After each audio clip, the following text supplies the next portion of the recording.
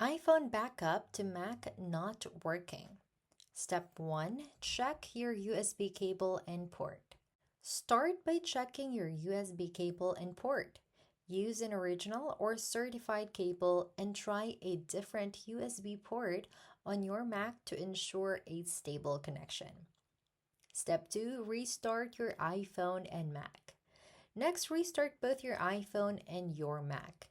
This helps clear temporary glitches that may interrupt the connection. Step 3. Update your iOS and Mac OS.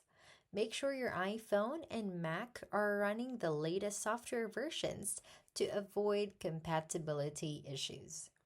Step 4. Re-establish trust between devices.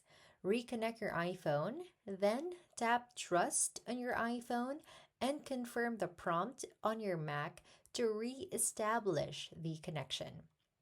Step 5. Check Mac storage space. Finally, check your Mac storage. Ensure there's enough free space to store your iPhone data or the backup may fail.